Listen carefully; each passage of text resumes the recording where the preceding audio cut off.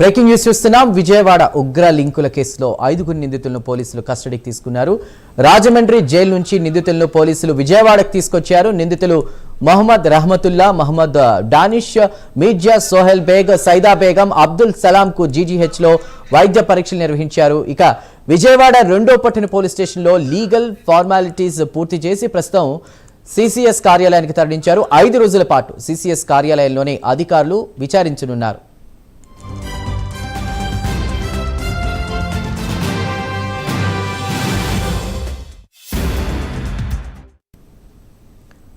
Right, Vijayawada ఉగ్ర లింకుల కేసులో 5 నిందితులు ఎవరైతే ఉన్నారో వాళ్ళని పోలీసులు కస్టడీకి తీసుకున్నారు. రాజమండ్రి జైలు నుంచి నిందితులను ప్రస్తుతం పోలీసులు విజయవాడ తీసుకొచ్చి లీగల్ ఫార్మాలిటీస్ అన్ని కూడా పూర్తి చేయడం జరిగింది. వైద్య పరీక్షలు కూడా పూర్తయ్యాయి.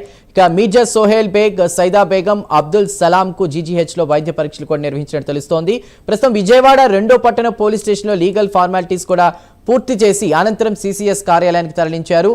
మొత్తం మీద 5 రోజుల పాటు సిసిఎస్ కార్యాలయంలోనే అధికారులు విచారించనున్నట్లు కూడా తెలుస్తోంది. పూర్తి వివరాల్ని మా ప్రతినిధి రాజ్ కుమార్ అందిస్తారు. రాజ్ కుమార్, విచారణకు సంబంధించి మీ దగ్గర ఉన్నటువంటి అప్డేట్స్ ఏంటి ఉగ్ర లింకులపై?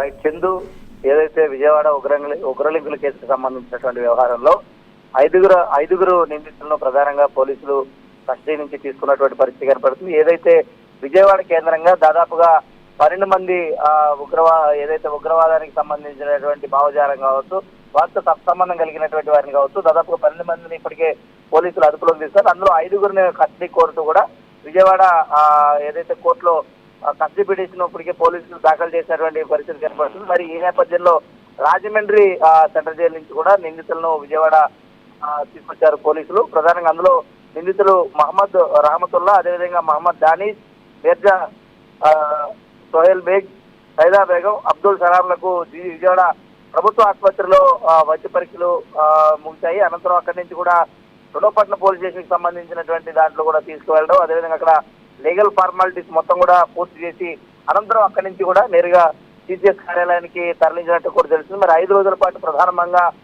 విచారణ చేపట్టబోతున్నారు పోలీసులు. ప్రధానంగా ఎందుకు అసలు విజయవాడని టార్గెట్ చేయాల్సినటువంటి అవసరం వచ్చింది, విజయవాడ కేంద్రంగా అసలు ఏం చేయాలనుకుంటున్నారు, ప్రత్యేకించి విజయవాడ కేంద్రంగా ఏం జరగబోతా ఉంది, వీరి యొక్క మోటోస్ ఏంటి, ప్లాన్స్ ఏంటి, ఇలా అనేక రకాలైనటువంటి ప్రశ్నలన్నింటినీ కూడా పోలీసులు రేపు సంధించబోతూ ఉన్నారు. మరి చాలా గోప్యంగా కూడా ఇన్వెస్టిగేషన్ అంతా కూడా జరుగుతుంది. అసలు వీరైనా ఇంకా ఎవరైనా ఉన్నారా, ఈ సత్సంబంధాలు ఎవరితో ఉన్నాయి, ఏం చేయబోతున్నారు ఏంటి అనేటువంటి దానిపైన కూడా ప్రధానంగా పోలీసుల విచారణ జరగబోతుంది. మరి ఈ నేపథ్యంలో కస్టడీ ఇప్పటికే సిజిఎం కోర్టు అనుమతించింది కాబట్టి పూర్తి స్థాయి విచారణ కూడా చేపట్టినటువంటి తర్వాత వీరి యొక్క మోటో కానీ వీరి యొక్క ప్లాన్స్ ఏంటి అనేది కూడా బయటకు వచ్చే అవకాశం కూడా కనపడుతుంది. Chandu. Right Raj Kumar, thank you for the updates.